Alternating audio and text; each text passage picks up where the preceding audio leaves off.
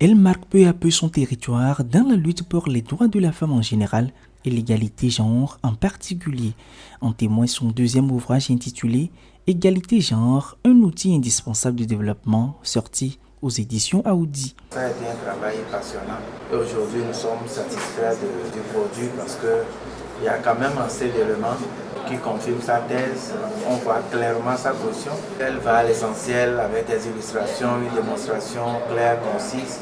C'est bien que cet ouvrage quand même a été une réussite. Dédicacé officiellement ce 8 octobre 2022, l'essai de 6 chapitres, le deuxième à la de l'auteur tchadienne, traite entre autres des sujets liés aux conditions de la femme hier, aujourd'hui, puis aux stéréotypes entre l'homme et la femme, tout en proposant des suggestions avec un plan d'action pour un combat collectif au profit du développement social. J'essaie là d'expliquer de façon terre à terre ce que c'est que l'égalité genre. Parce qu'on a tendance à les employer de tort et à travers. Souvent, on pense que parler de l'égalité genre, c'est être égal à l'homme. Non, nous réclamons nos droits en tant qu'être humain. Quand vous dites à un homme, tu sors, je sors, ce n'est pas de l'égalité dont on parle.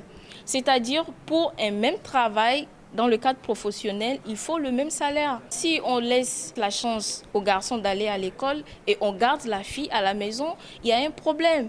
Aussi, pour Christa Soibono, cet ouvrage est un appel à une prise de conscience des femmes pour mieux s'affirmer et assumer pleinement leurs responsabilités.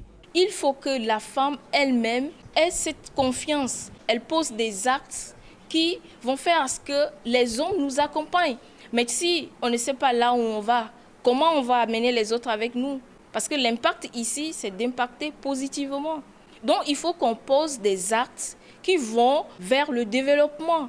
Cet appel se veut donc une suite logique du premier lancé déjà en 2019 à travers son premier essai intitulé « L'instruction de la femme au sein des sociétés africaines de nos jours ».